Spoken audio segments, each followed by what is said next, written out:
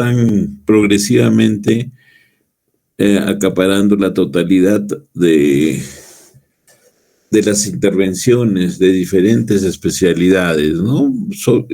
Indudablemente que la cirugía robótica, por decir que lo vamos a ver en la segunda parte, la urología sí está a la vanguardia, ¿no? Sobre todo en las cirugías para cáncer de próstata. La laparoscópica igualmente ha ganado espacio en la urología y en cirugía de abdomen, en cirugías de especialidades que uno no podría pensar, ¿no? Como otorrino, en ginecología, se hacen cirugías laparoscópicas, ¿no? Y la robótica, como le digo, en la especialidad de urología gana una prevalencia y una exclusividad increíble, ¿no? Llegando en estos momentos, por decir, una cirugía que se hace rutinariamente en Estados Unidos, que es la prostatectomía radical, robótica, en porcentajes que se realizan de más del 90%. O sea, casi exclusivamente se está realizando este tipo de cirugía con la cirugía robótica. Porque tiene muchas ventajas, ¿no? Muchas ventajas que vamos a ver posteriormente, pero básicamente de que en zonas que no hay mucho campo operatorio, la cirugía abierta queda totalmente desplazada y la laparoscópica tiene ciertas ventajas comparativamente con la robótica, siendo la robótica una cirugía que utiliza los mismos principios de la laparoscopía, pero incluso también el mismo tipo de pinzas en algunas oportunidades, pero el campo quirúrgico se ve tremendamente mejorado, lo que hace, lo que redunda en el éxito de las cirugías, ¿no? El tiempo se acorta, el sangrado se acorta, el tiempo postoperatorio de recuperación es mucho menos, etcétera, etcétera. Entonces vamos a empezar con algunos principios básicos de lo que es la urología laparoscópica. Entonces aquí tenemos un ejemplo de un equipo de cirugía mínimamente invasiva típica, donde vemos el equipo central, que es la torre, con su consola que es fácilmente móvil, ¿no? De acuerdo al tipo de operación, a la zona que se va a operar, entonces se moviliza la torre. Se ven los monitores, la cama quirúrgica, todo lo necesario para realizar la cirugía laparoscópica y con la parte séptica se podría decir que la parte que corresponde a anestesiología. Entonces, estas son las salas, pues no se necesitan salas muy especiales, sino tener la logística y el equipamiento necesario. Por decirle, en el nuevo Hospital Lorena va a haber 4 salas de este tipo, pero no todas indudablemente por urología, sino por los múltiples servicios.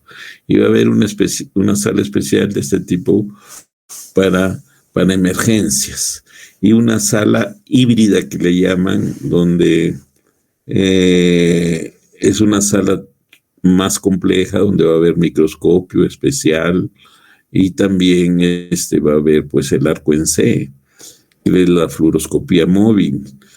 Urología la va a utilizar para realizar cirugías de litiasis sobre todo, ¿no? Bien, acá tenemos una imagen más o menos típica de lo que es un acto quirúrgico laparoscópico, ¿no? Con accesos acá la cavidad abdominal, una distensión de un neumoperitoneo que se hace básicamente con el CO2. Ahí se ve la torre laparoscópica, donde aparte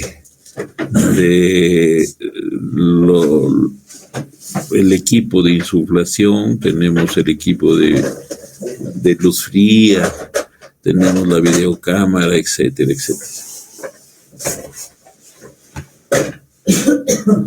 Entonces, diríamos que la laparoscopía primitiva, o sea, tratando nosotros de correlacionar lo que es la laparoscopía con sus inicios relacionados que lo unen con la urología. Se tuvo como antecedente la colocación de un cistoscopio dentro del abdomen inflado. O sea, se ideó, ¿no?, un cirujano realizar este procedimiento y ver qué había dentro del abdomen. Fue realizada por primera vez en el año, está escrito este acto, el año 1901 por Kelling. Entonces ya fue pues el inicio de lo que posteriormente va a ser la cirugía laparoscópica. La característica singular de la cirugía laparoscópica es la necesidad de levantar la pared abdominal de los órganos abdominales. De los órganos abdominales, ¿no? Porque si no hay el levante para el acceso y formar el neumoperitoneo, entonces nosotros lesionaríamos todos los órganos abdominales. Y para lograr esto se han ideado dos métodos. El más utilizado por la mayoría de los cirujanos es el neumoperitoneo. En otros consiste en crear ambientes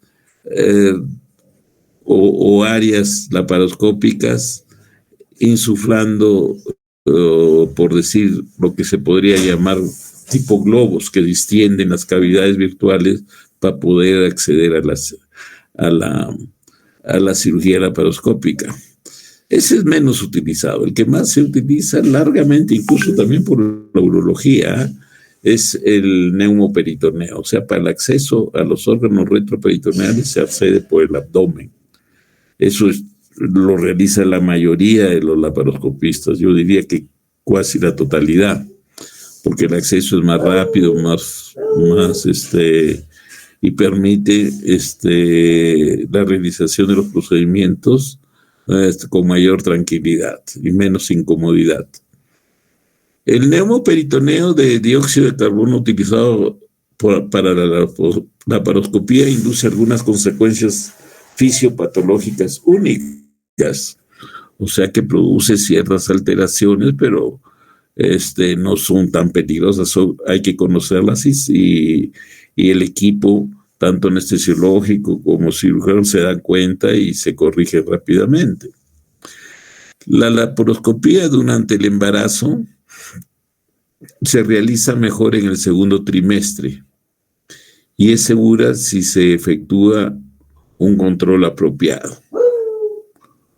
Ya por decir un ejemplo, en casos de litiasis, ¿no?, que produce gran hidronefrosis, un dolor intenso que no cede, entonces se puede acceder, ¿no? La cirugía laparoscópica para el cáncer también es apropiada si se mantienen buenas técnicas de manejo de tejidos. Tratando, pues aquí se refiere básicamente no tratar de diseminar la tumoración, ¿no? El cáncer. Entonces hay que tomar las medidas correspondientes para evitar esto. El tratamiento para la realización de la laparoscopía requiere práctica fuera del quirófano, en el laboratorio de simulación. O sea, hay equipos para adiestramiento laparoscópico que son etapas que se tienen que quemar para ya posteriormente, progresivamente, al inicio, siempre las primeras etapas de la formación laparoscópica es ayudar en el acceso, en el ingreso de los trócares y todo el instrumental, laparoscópico y hacer de videocámara, ¿no? O sea, hacer cámara, lo que llaman. Ahí se va aprendiendo y después ya se va adquiriendo la destreza en el manejo de los diferentes pinzas, tijeras o accesorios necesarios para realizar la operación programada. La cirugía laparoscópica a través de una sola incisión, esto es lo último que hay. Entonces ya no se hacen múltiples accesos, sino a través de un solo acceso se trata de realizar todo el procedimiento quirúrgico. Entonces esto indudablemente reduce el grado de traumatismo, es menos invasiva de la pared abdominal, pero presenta desafíos distintos a los principios tradicionales de la ergonomía laparoscópica. ¿Qué quiere decir esto? Que la comodidad se pierde un poco, o sea, mayor esfuerzo de parte y mayor adiestramiento de parte del laparoscopista, en beneficio de menos trauma hacia el paciente, ¿no? Bien, aquí este cuadro es importante porque vamos a ver pues cuáles van a ser los efectos locales de la técnica laparoscópica y los efectos sistémicos. Entonces, el gas dióxido de carbono que se insufla en la cavidad peritoneal tiene efectos locales y sistémicos que causan un conjunto complejo de alteraciones hemodinámicas y metabólicas. ¿Vean? Los efectos locales, tenemos la distensión peritoneal, que es lo que se busca en la cirugía, ¿no? La reacción vagal puede existir, o sea, una hipotensión brusca que puede producir paro incluso, ¿no? Paro, y que hay que tomar las medidas para revertir en el caso se presente. Elevación no es tan frecuente, pero se puede presentar. Elevación del diafragma por la propia distensión de la cavidad abdominal, el desmedro de la expansión adecuada de los pulmones, ¿no? Alteración del retorno venoso, indudablemente haber mayor presión intraabdominal, entonces el retorno venoso va a ser más dificultoso. Hay un éxtasis periférico, hay dolor igualmente.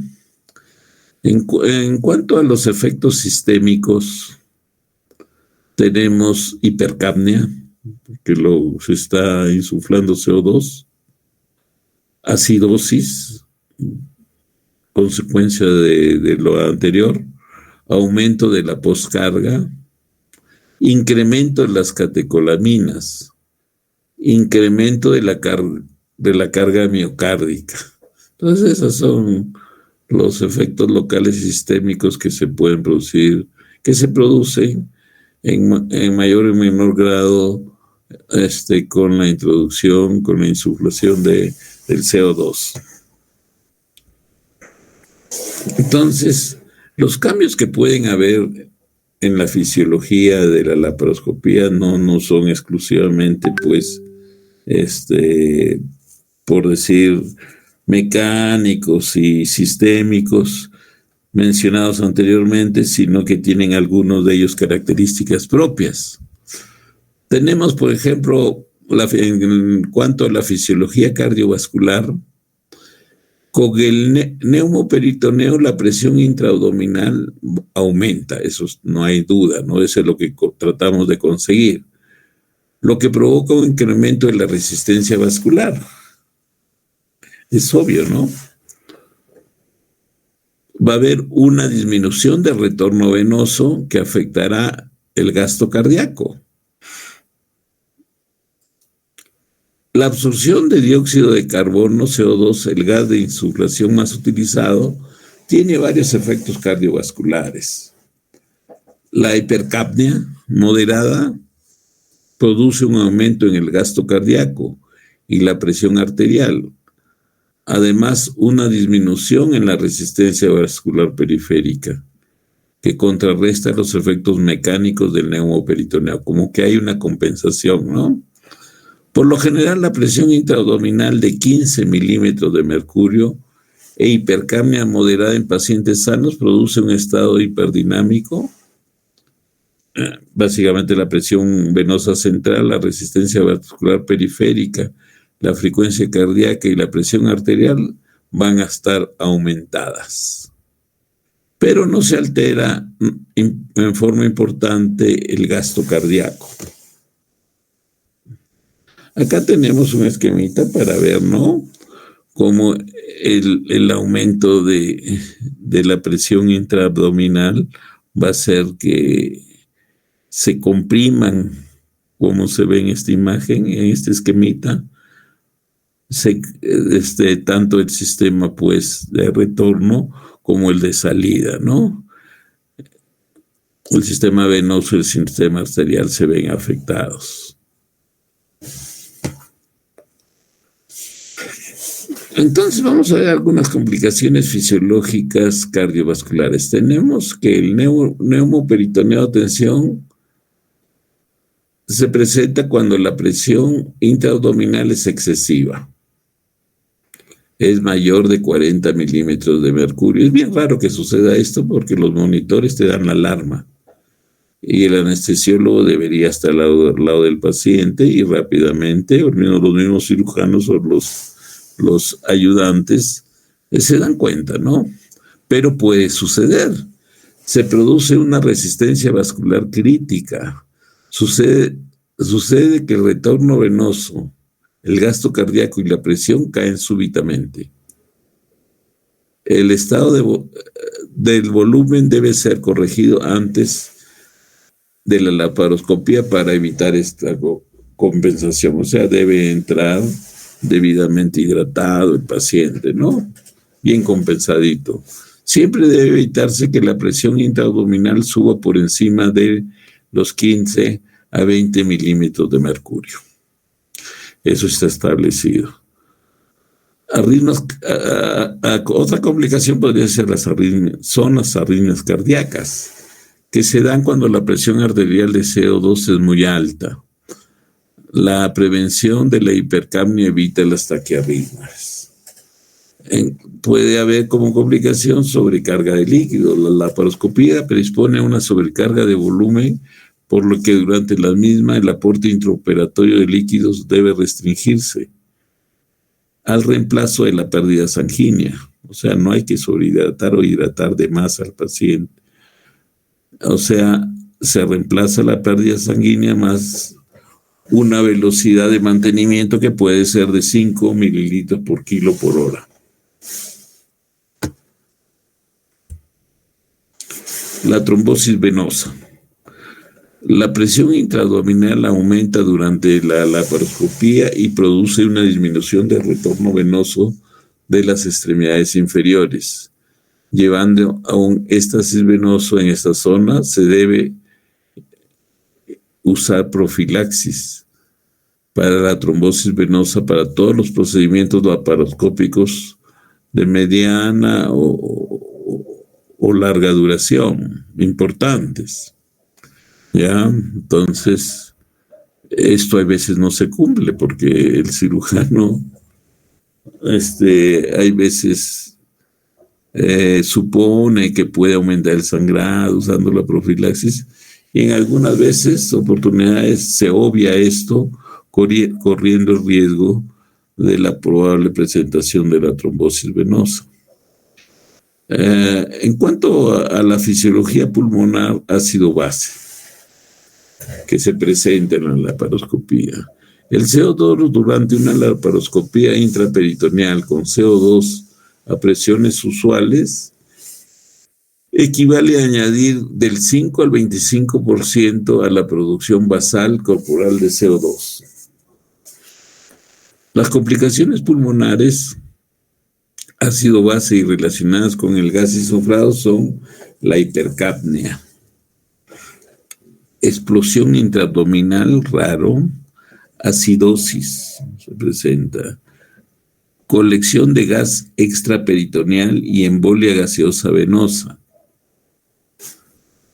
Si la presión arterial de CO2 sobrepasa los 60 milímetros de mercurio, se presentan efectos cardiodepresivos.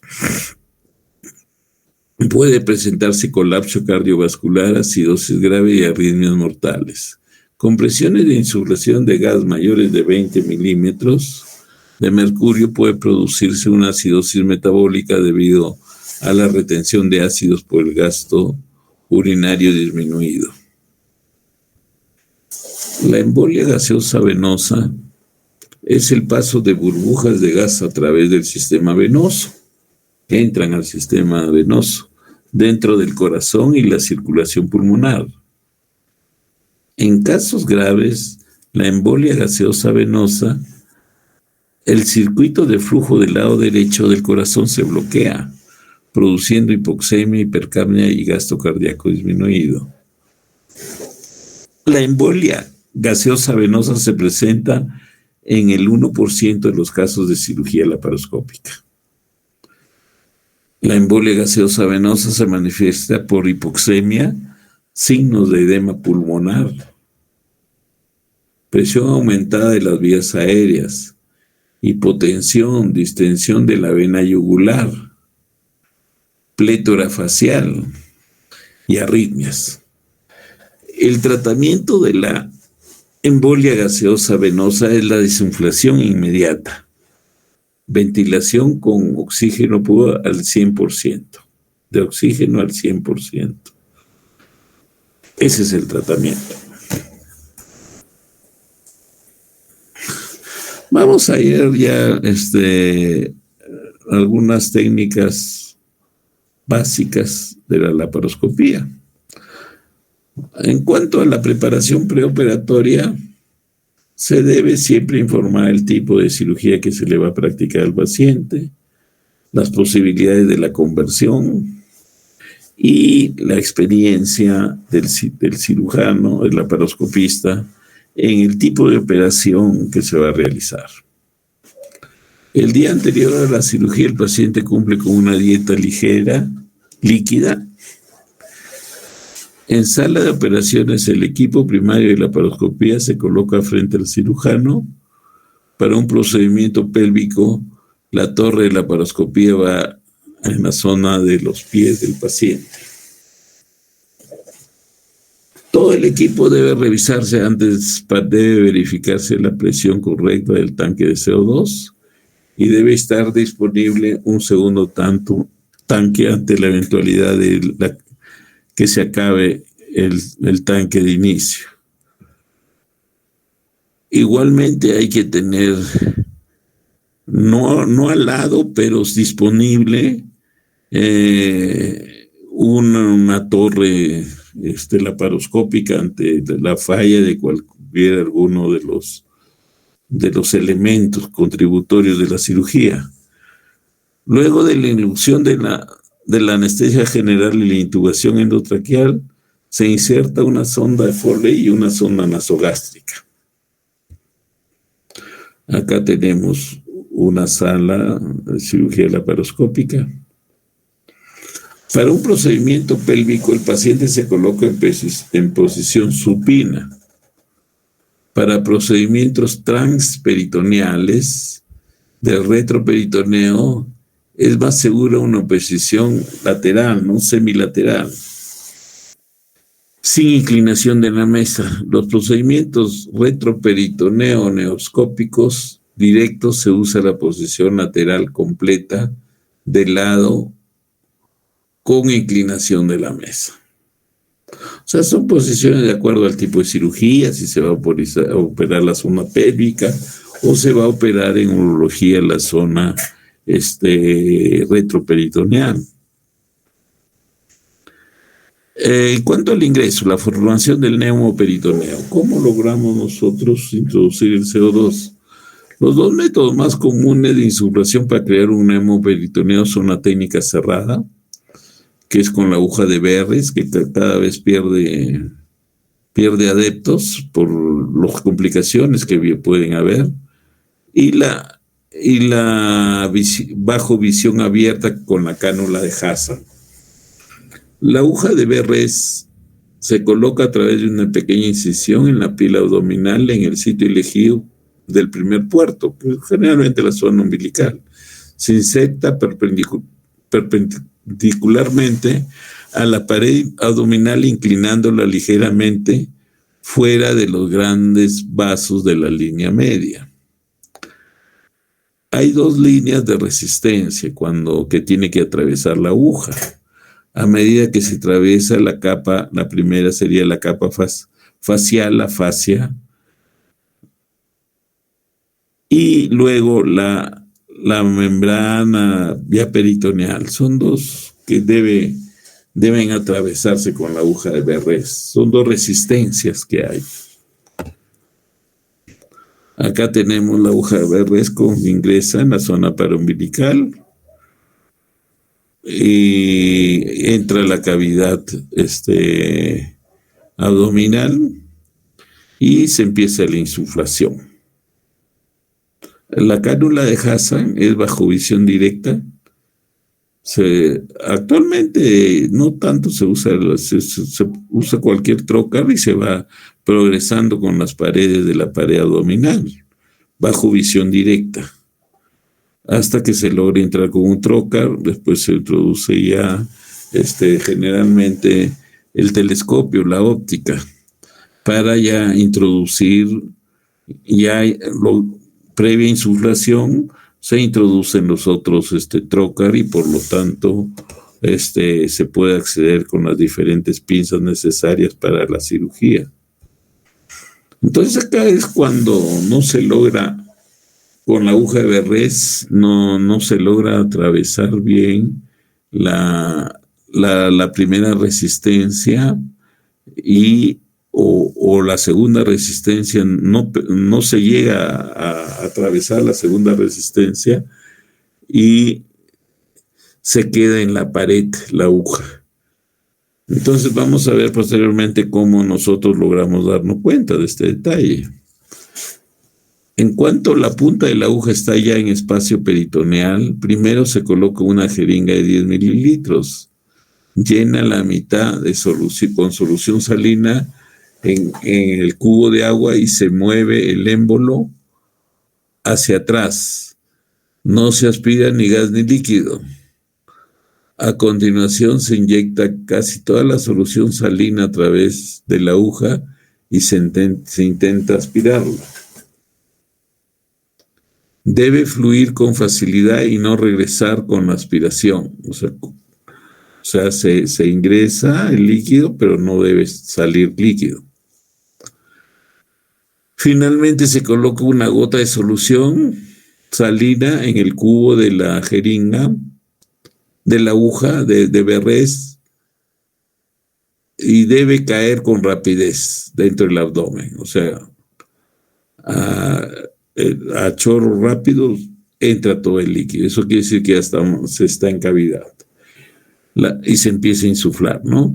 La colocación de la aguja preperitonealmente, como habíamos visto en la imagen anterior, es la colocación errónea más común. Esta posibilidad se valora con la prueba de presión de apertura. Se inicia la insuflación del gas a través de la aguja, manteniéndola con cuidado en su lugar. La presión no debe pasar de 8 milímetros de mercurio con el primer medio litro de gas. O sea, no se llega solo hasta 8 milímetros de mercurio. O si lo hace, debe ser solo momentáneamente y rápidamente corregida con un giro y un leve retroceso, inclinando hacia arriba la aguja, lo que separa la punta de la aguja de la grasa epiploica o mesentérica. Entonces, cuando son procedimientos ciegos, son más complejos y hay que tener buen adiestramiento. Por eso, como les digo, la mayoría de cirugías laparoscópicas en todas las especialidades se hace bajo visión directa, metiendo un trocar y después metiendo el telescopio y ya colocar los otros trocar. Eso es lo que está estandarizado prácticamente, quedando la aguja de BRS para un grupo limitado de de laparoscopistas que son muy bien adiestrados y la manejan muy bien. La técnica de Hassan es la colocación de un puerto laparoscópico a través de una pequeña incisión hasta el espacio intraperitoneal bajo visión directa, ¿no? Ingreso, colocación del puerto. La selección de los puertos es importante, pues determina el acceso de los instrumentos a los operarios. Los puertos disponibles son de tamaño estándar, de 5, 10 y 12 milímetros. Los puertos pueden ser descartables o reutilizables. Casi la totalidad actualmente son descartables. Raramente puede existir en el equipo algunos reutilizables. Si se ha utilizado la aguja de Verres para el ingreso abdominal, el siguiente paso es colocar el primer puerto. Este es casi siempre el puerto para el laparoscopio, insertado en el sitio de la colocación de la aguja de Verres. Se usa un movimiento firme y continuo para dirigir el puerto hacia el abdomen, generalmente girando, no haciendo un giro de un lado a otro.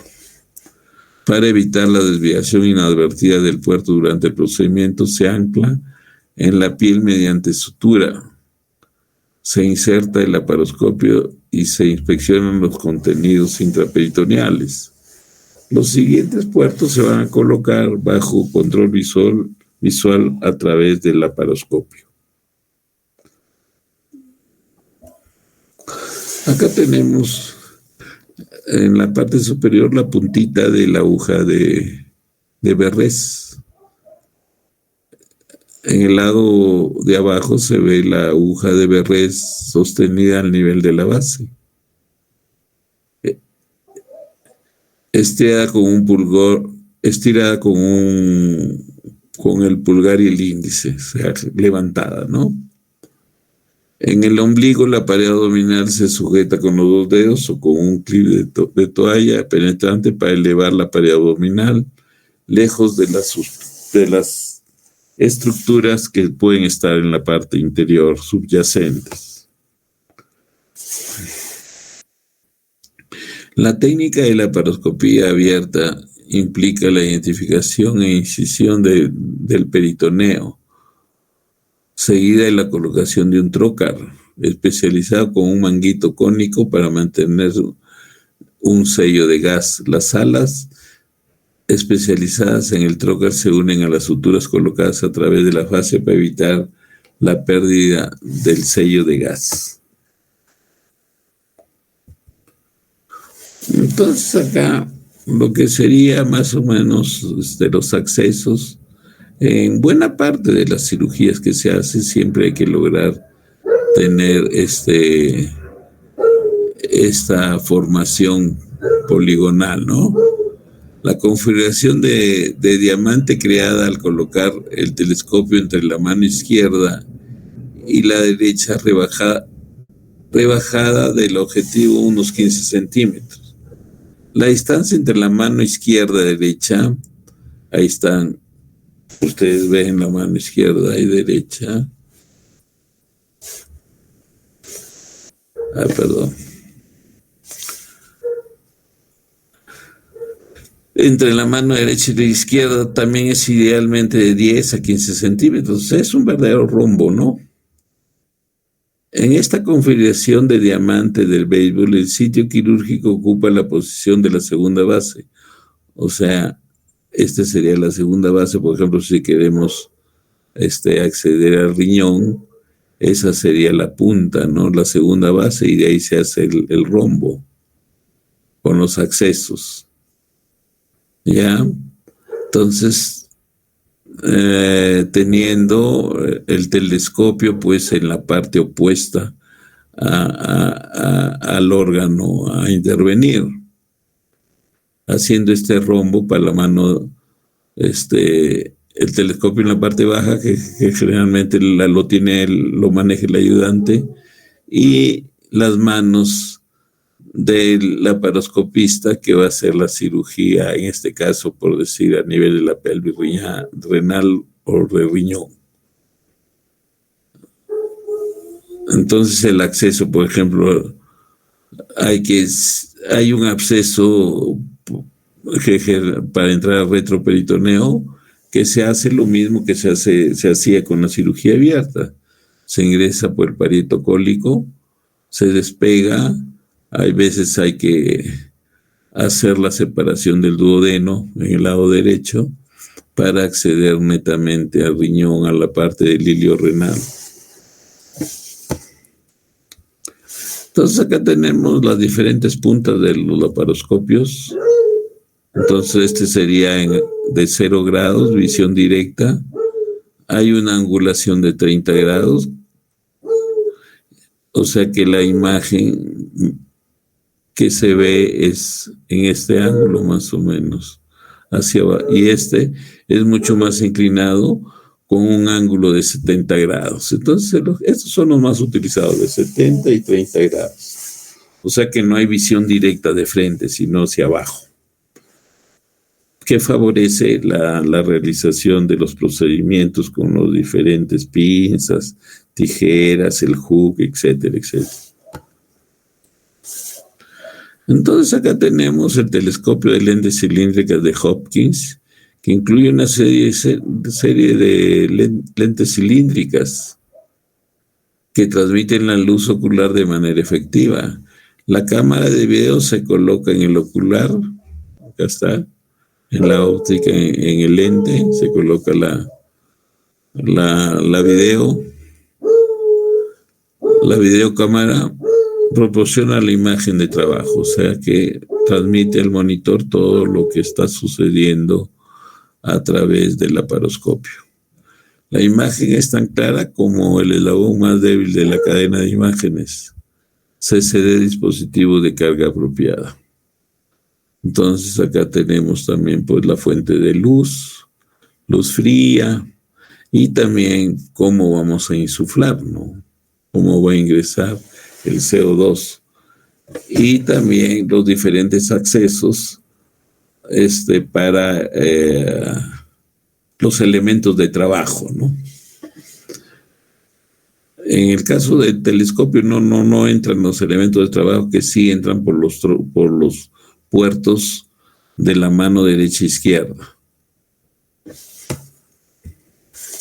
Acá tenemos algunos dispositivos nuevos que ahorran el tiempo operatorio y dan seguridad al procedimiento en cuanto a la hemostasia. Tenemos dispositivos bipolares avanzados. El flujo de electrones pasa por un electrodo al otro para calentar y resecar el tejido. O sea, uno aprieta y hay el flujo quema, y también hay una cuchillita que recorre la longitud y la mandíbula para dividir el tejido que sea cauterizado, por decir. Entonces se captura el tejido, se quema y se corta y se avanza, ¿no? Hay otros también dispositivos. Acá tenemos, por ejemplo, una cizalla ultrasónica. Cuando se cierra la vibración de negro, la parte de abajo, que es una cuchilla activa contra el blanco, que es la cuchilla pasiva. Corta y cauteriza a la vez el tejido intervenido y se avanza. O sea, no hay que estar ligando vasito por vasito, cauterizando vasito por vasito. Acá se hacen en distancias más largas, de varios milímetros, ¿no? Puede ser de 6 a 8 o hasta 10 milímetros que se avanza. Estos son dispositivos modernos, ¿no? Que ahorran bastante el tiempo operatorio. Acá tenemos lo que vendría a ser el acceso con una sola incisión, laparoscópico con una sola incisión. Vean los instrumentos curvos. Entonces esto indudablemente requiere mayor adiestramiento y hace más complejo el procedimiento, pero es la tendencia, ¿no? Es la tendencia a hacer menos abordajes. menos, por decir, introducción de diferentes puertos, o sea, menos puertos. Este es con un solo puerto, con un solo ingreso. Entra tanto el laparoscopio como las pinzas hemostáticas, aspirador, etcétera, etcétera. Acá los diferentes trocas, ¿no? De 5, 10 y 12. Acá sus puntas son romas generalmente para evitar el daño, que se aperture y se abre el punzón. Acá tenemos un acceso, una distensión de una cavidad, ¿no? Preperitoneal. O sea, se distiende, se crea el espacio y después se insufla. Primero hay que crear el espacio. Estas técnicas, algunos laparoscopistas urólogos lo realizan, pero muy pocos. Generalmente el ingreso, como le digo, aunque sea para la zona pélvica, para operar próstata, cirugía radical, se hace a través de la cavidad peritoneal. Acá tenemos diferentes posiciones. Acá tenemos para la cirugía renal, se le coloca en posición de decúbito lateral izquierdo con la mesa flexionada que sirve para abrir los espacios intercostales y aumentar la distancia entre la cresta ilíaca, acá está la cresta ilíaca, y el arco costal inferior, la 12ª, ¿no? Entonces se aumenta el espacio para el abordaje.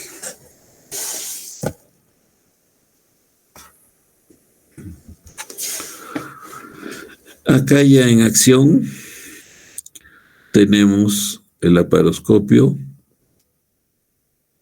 y los accesos para mano derecha e izquierda y la zona de trabajo está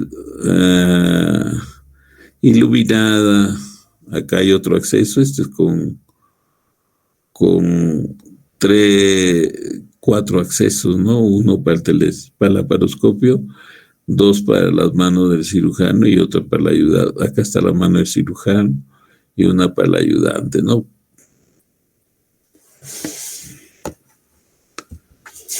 Acá, como después de la insuflación, ya generalmente cuando los puertos han sido, el acceso con los puertos han sido de 10 milímetros, es mejor colocar un punto en la cavidad, en el peritoneo, ¿no? Caso de 5, no es necesario hacer el cierre de la cavidad. Hay también un acceso extraperitoneal, como habíamos visto, ¿no? Para cirugía retroperitoneoscópica lateral se hace una incisión de 2 centímetros por debajo de la 12ª costilla y se dirige hacia abajo a través de la fascia lumbodorsal. Con visión directa se dilata el espacio retroperitoneal con uno de los dedos y luego se usa un globo dilatador. El globo dilatador, se crea el espacio, se usa el globo dilatador y después ya se insufla. Para dilatar el espacio de trabajo, un puerto de autorretención se inserta en su lugar. Se colocan puertos adicionales en la base de la 12ª, en la punta de la 11 y en la línea axilar media por encima de la cresta ilíaca.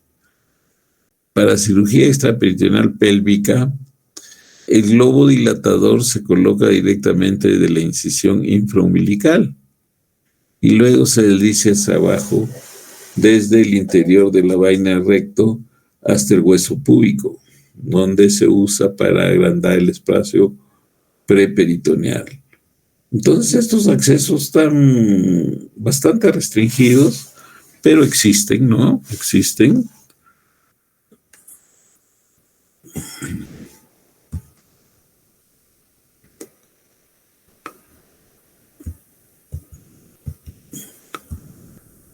También hay un acceso que se llama con ayuda manual. La cirugía laparoscópica con ayuda manual implica la inserción de una mano dentro del campo laparoscópico, mientras dura el neumoperitoneo y la visualización. O sea, imagínense que se hace una nefrectomía que está en la parte alta, se accede al retroperitoneo y el riñón está en la parte más alta.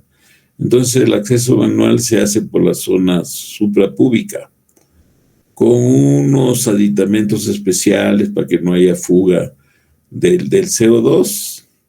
Entonces, pero eso nos ahorra un tiempo y nos da la facilidad de sacar el riñón cogido con la mano. Entonces sale el riñón completo. Y hay veces pues no hay riñón, no todos los riñoncitos que se hacen en nefrectomía son chiquitos, hay algunos que son de tamaño normal, que tienen las dimensiones que ustedes conocen, que puede ser de 12 por 6 por 3 centímetros, entonces sale por ese acceso en la zona suprapúbica. Instrumentación laparoscópica de video y carrito. El laparoscopio estándar para adultos tiene 10 milímetros de diámetro. Para cirugía pediátrica se usa un laparoscopio de 5 milímetros, más chiquito. Los laparoscopios usan lentes de 0 o 30, generalmente 30. Se usa un monitor grande,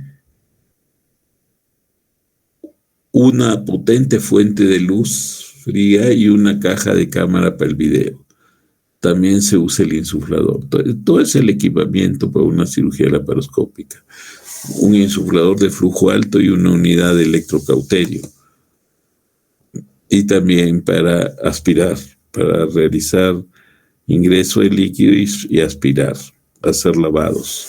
Entonces aquí una torre laparoscópica, se tiene el sistema óptico que incluye la cámara de video, el monitor de TV de alta resolución, fuente de luz, fibra óptica, laparoscopio, la videograbadora, insuflador y fuente de CO2, el electrobisturí, que es la energía, sistema de irrigación y aspiración. Equipo, acá tenemos un electrobisturí armónico para favorecer la hemostasia, ¿no? y disminuir el tiempo operatorio, es el ligachur, que es lo que habíamos mostrado anteriormente. Entonces, este es el que le da la energía. Hay sonógrafos endoscópicos también. El neumoperitoneo, pues, se usa la óptica, puede ser de 0,30 o generalmente 30 grados y el acceso es de 10 milímetros. Puede usarse la UGBRS o el trocar de Hanson de 10 milímetros, trocar de 5 milímetros, trocar de 12, trocar de 5 para los niños, ¿no? Pediátricos. Trocar de 12 también hay, y hay reductores que se adaptan, reductores metálicos. Acá tenemos el instrumental endovascular que se utiliza, ¿no? Lo que se usa bastante es el electrodo de Hooke,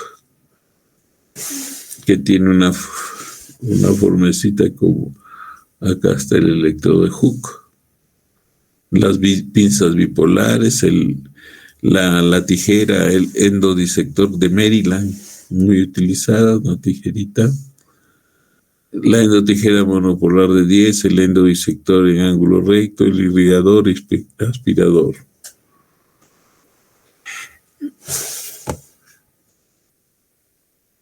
Entonces acá los clips para la cirugía endovascular y sutura específica. O sea, ahí está con el clipador, el endoclip de 10 milímetros, clips metálicos, clips tipo Hemolock, estos de Moloch, y también las suturas que se utilizan, ¿no? Vicryl, con los portas especiales para realizar los diferentes nudos. Se usa instrumentos de pinzado y disección para la instrumentación laparoscópica: corte, hemostasia, retracción, irrigación y aspiración, sutura, recorte o engrapado, atrapamiento y fragmentación de especímenes y formas de imágenes operatorias. La mayor parte de los instrumentos estándar tienen 5 o 10 milímetros de diámetro y 35, esto es estándar, 35 centímetros de largo.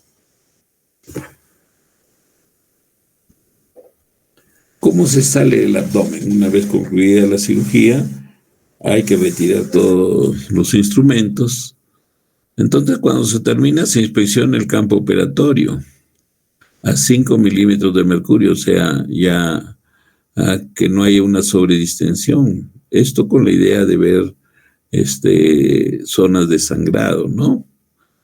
Depresión para ver mejor algún tipo de sangrado venoso. Los puertos se quitan bajo visión, mirando, ¿no? Con el telescopio. Todos los sitios del puerto de 10 milímetros o más grandes se cierran en la fascia con sutura, generalmente Vicryl. ¿Qué procedimientos específicos se realizan en urología? En realidad ahorita todos se podría decir. Tenemos para la limpieza de ganglios pélvicos o retroperitoneales o periaortes, pericavos, se usa el procedimiento, ¿no? O sea, para hacer limpieza, para lograr después un estadiaje. La varicocelectomía es una cirugía relativamente simple que se hace transperitoneal y consiste solo en colocar los clips vasculares respectivos y hacer la sección del paquete venoso. La orquidopexia se puede realizar, una indicación precisa es pues cuando la presentación es intraabdominal, ¿no? La decorticación de quistes renales es una cirugía bien práctica, corta, en que se accede al retroperitoneado en forma transperitoneal, se libera todo el quiste renal, se hace la aspiración del mismo y se hace el recorte. Próximos al parénquima renal, se hace el recorte de la membrana y se cauterizan los bordes. Esa es la cirugía de quistectomía laparoscópica. La nefrectomía generalmente es transperitoneal, raramente, en menor frecuencia, mucho menos frecuente, retroperitoneal. Y le digo, la nefrectomía laparoscópica con ayuda manual, sobre todo para trasplante renal, se utiliza bastante para obtener el riñón donante. La nefrourerectomía, la nefrectomía parcial, esta es una de las indicaciones más importantes de la cirugía laparoscópica actualmente y la robótica, por lo tanto, las nefrectomías parciales. O sea, ahorradoras de nefronas, o sea que incluso a tumores que pueden ser relativamente grandes, de 4 centímetros de diámetro, la indicación está siendo hacer la nefrectomía laparoscópica parcial y muy cercana al tejido, porque estos tumores renales generalmente tienen una pseudocápsula que permite la liberación y la exéresis total del tumor, ¿no? En algunas oportunidades se ha visto de que puede quedar algunas células neoplásicas, pero nosotros sacando la gran parte del tumor con su vascularización, regresiona a ese tumor, o sea que no es que dejas siembra neoplásica, cancerosa y se vuelve a reactivar, se ha visto que no, Por eso es que la técnica ha ganado tanta prioridad en su utilización. Antes, por ejemplo, nosotros al hacer una nefrectomía parcial, hacíamos con bordes de seguridad, ¿no? Tratábamos de sacar, de no dejar ningún tipo de siembra neoplásica. Pero ahora, con la nueva técnica, se ha visto de que los resultados son óptimos, sacando casi la totalidad del riñón y hacer una cauterización de los bordes de inserción del tumor, ¿no? Que afortunadamente, como les digo, siempre son enquistados, tienen su membrana de enquistamiento. La piloplastía, una indicación ad hoc súper especial, ¿no? Rápidamente se hacen estas técnicas, o sea, en las estrecheces pielo-ureterales. Entonces se accede al recto peritoneo con ese acceso romboidal y se hace la plastía rápidamente, La suprarrenalectomía también con el acceso en rombo se accede rápidamente, solo que el problema de la suprarrenalectomía es que es zona bastante vascularizada. Hay que ir con mucho cuidado para hacer la hemostasia adecuada antes de acceder al tumor suprarrenal, que generalmente son funcionantes, o sea, dan hipertensión. Entonces, hay que tener cuidado. Son pacientes que generalmente mayores, con problemas de hipertensión arterial, así de esas hipertensiones bastante persistentes, altas y difícil de que respondan al tratamiento médico. Entonces hay que tratar de ir con bastante paciencia, hacer la hemostasia respectiva y hacer la exéresis del tumor, ¿no? Disección ganglionar linfática retroperitoneal, una indicación también muy precisa. Prostatectomía radical, quizás la principal indicación de este tipo de cirugía en urología, ¿no? O sea, lo más resaltante aquí son la prostatectomía radical, la nefrectomía parcial y la piloplastía. Esas tres técnicas son las que se realizan mayormente con cirugía laparoscópica con resultados extremadamente óptimos y con tiempos quirúrgicos bastante acortados, ¿no? La cistectomía, ustedes saben que la cistectomía es la cirugía más compleja de la urología. La hace también la cirugía laparoscópica, pero muy tediosa por la gran cantidad de vasos, porque generalmente nunca se hace cistectomía sola. En el varón, que es la mayor cantidad de pacientes que opera el urólogo, se hace, por ejemplo, en el cáncer de vejiga, hay que hacer cistoprostatectomía. Ya, y también hacer exéresis de las vesículas seminales, salen en bloque. Entonces, es una operación para laparoscopistas urológicos súper adiestrados, ¿no? Porque es muy tediosa, es larga y indudablemente con sangrado menor que el que se hacía con cirugía abierta, pero también es bastante considerable, ¿no?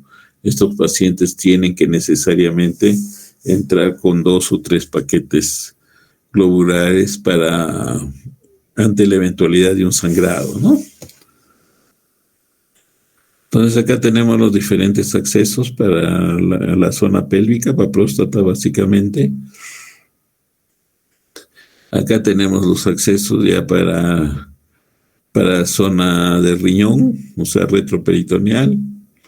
Acá para accesos también retroperitoneales.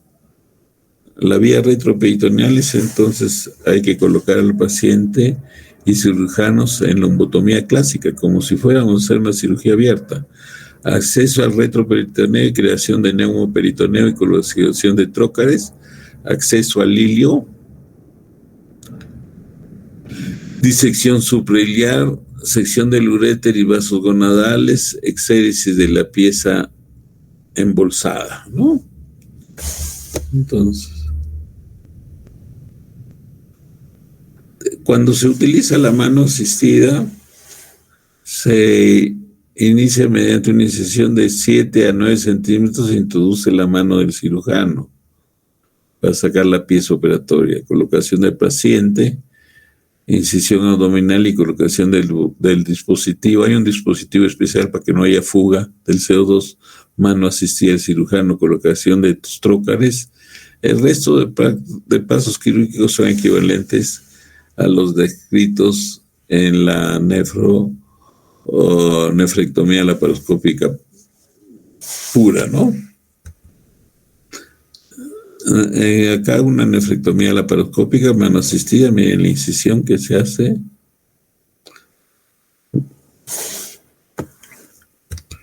Ahí está con mano asistida, o sea, los diferentes accesos para abordar, para hacer la nefrectomía, y la mano asistida para retirar el riñón.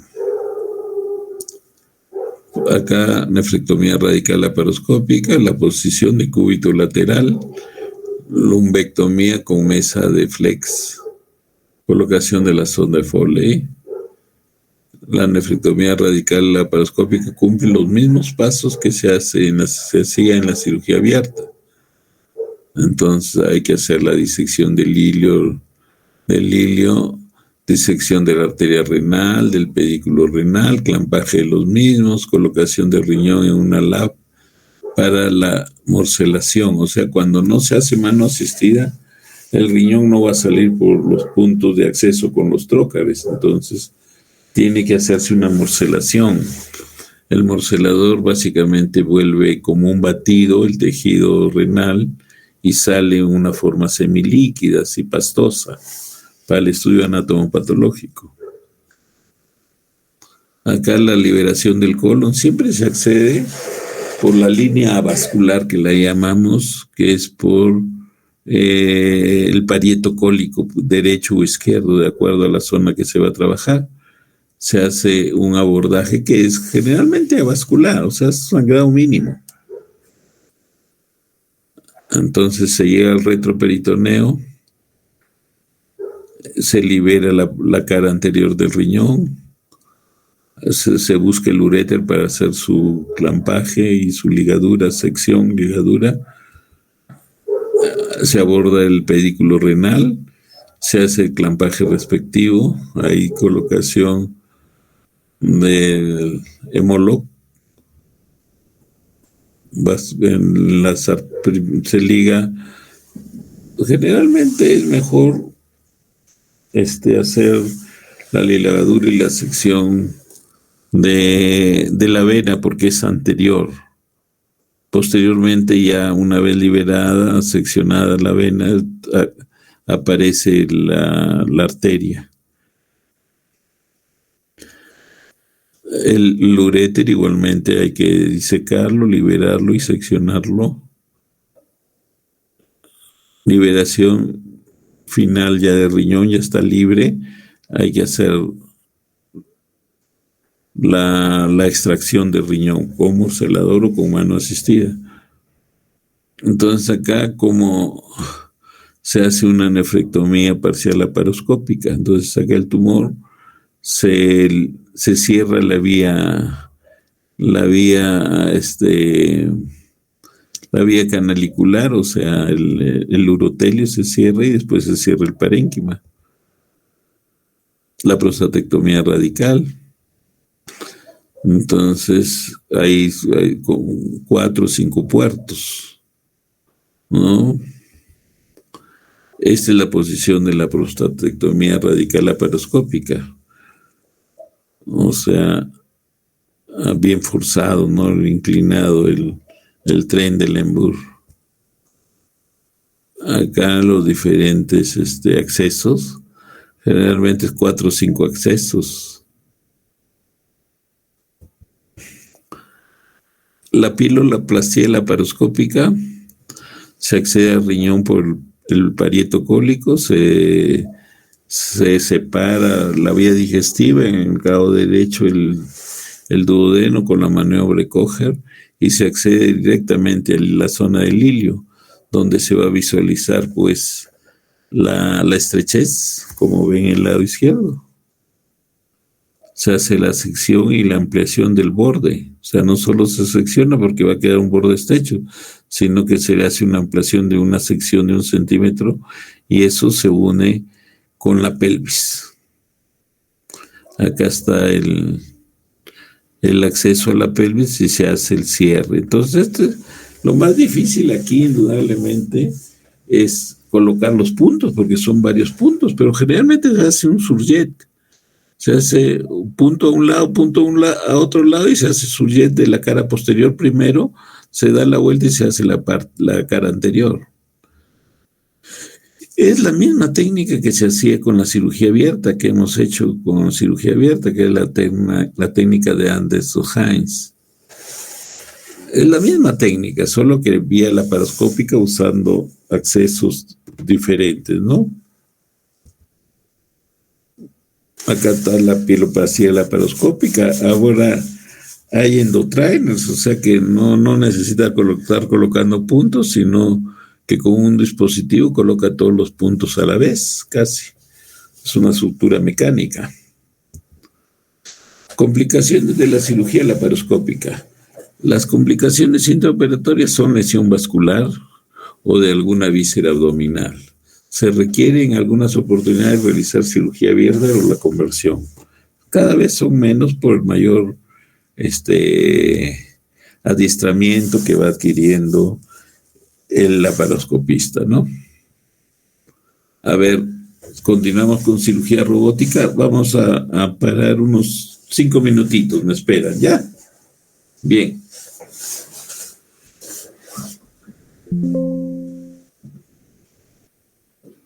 Estamos a tiempo. Cirugía robótica. Entonces, hay que tener el concepto de que la cirugía robótica es un tipo de cirugía laparoscópica que utiliza un robot que miniaturiza los movimientos naturales del cirujano y le permite una visión mucho mejor y precisión en realizar los diferentes procedimientos. O sea, es superada, pues. Es una cirugía laparoscópica súper superada, ¿no? Con más alta tecnología. El robot más utilizado es el Da Vinci, que se compone de un robot que trabaja en el paciente, llevándolo en sus brazos una cámara de alta definición y los instrumentos de trabajo. El robot es controlado por el cirujano sentado en una consola que está conectada con el sistema. O sea, el cirujano no está al lado del robot, sino puede estar un poquito lejos, pero dentro de la misma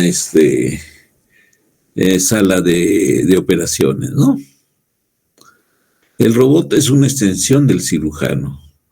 O sea, el que maneja, el que opera es todavía el cirujano. El robot es el que obedece, ¿no?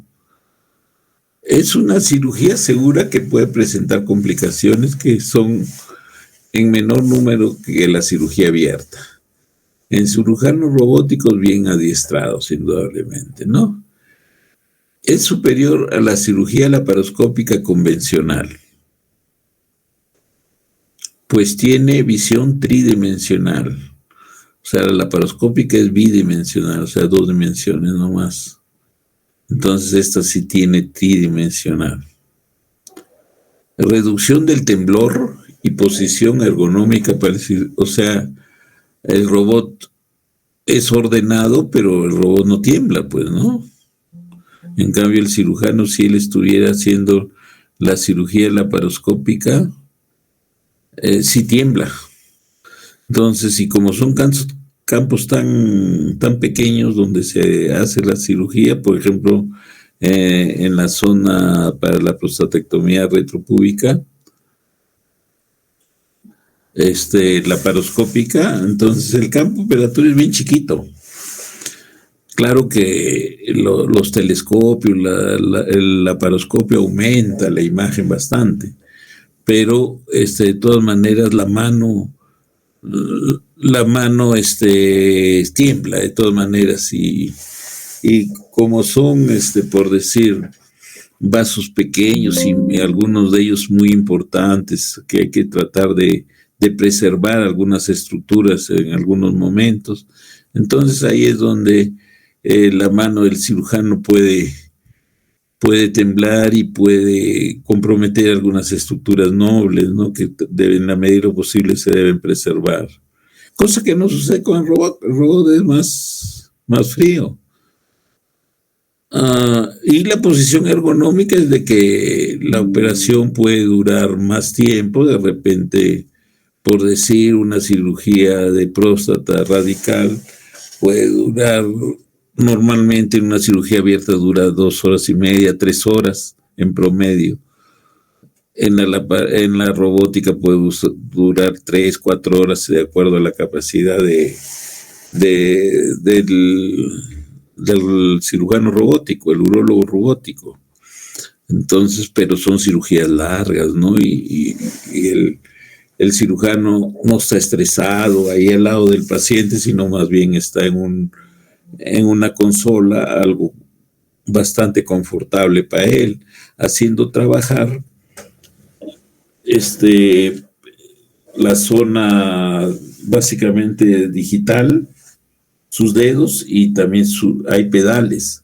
O sea que es como que estuviera haciendo ejercicios, así esos, en los gimnasios, ¿no? Está que mueve los dedos y está que mueve los pedales, el cirujano, robótico. O sea que no es que también es un poco relajado, ¿no? Que mueve el dedito, ¿no? Está también un estrés. Por eso el confort que le da su silla, su consola es importante, porque son cirugías que no son necesariamente de tiempo operatorio corto. Bien, entonces, el primer robot aprobado por la FDA, o sea, de la que da licencias en Estados Unidos para los fármacos, para los equipos médicos, fue el Robodoc, que es un sistema robótico para realizar el vaciado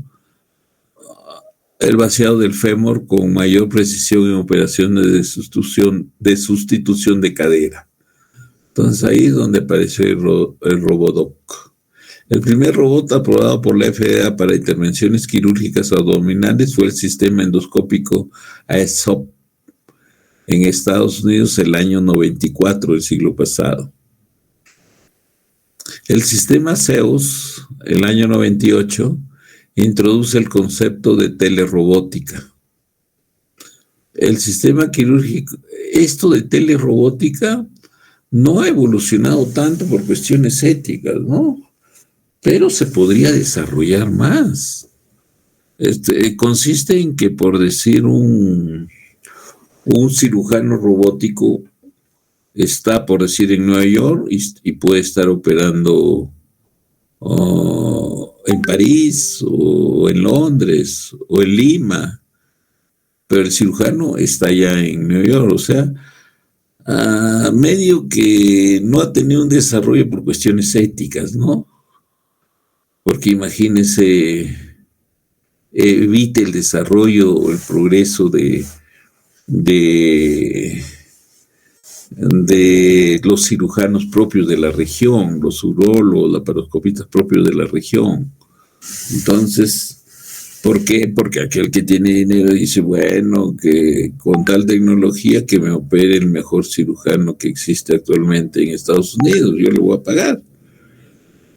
Y no es tan ético, ¿no? Pues, porque el manejo, todo eso postoperatorio, en realidad lo va a realizar pues el cirujano que está al lado, próximo al paciente. Entonces, no se ha desarrollado, pero podría haberse desarrollado, en algún momento se va a desarrollar, ¿eh? Entonces, no sabemos cuál será los alcances, hasta dónde llegará la telerobótica. El sistema quirúrgico Da Vinci, que es el que está, por decir, más utilizado, es el sistema de cirugía robótica más completo y desarrollado. Consta de una consola de cirujano, el carro de visualización que tiene el equipo de iluminación y las cámaras dobles, y por último el carro móvil que sostiene los 3 brazos de robot para instrumentos y para la cámara. La enseñanza de esta cirugía puede ser facilitada por el uso de robots quirúrgicos para practicar operaciones con simuladores tridimensionales de realidad virtual. La cirugía robótica se ideó inicialmente para operaciones cardiovasculares. O sea, así fue como empezó, ¿no?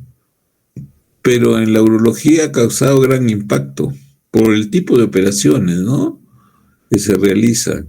Muy buenos resultados en prostatectomía radical, en la nefrectomía parcial por cáncer, en la nefrectomía de donante vivo también se está realizando bastante, y en la piloplastía.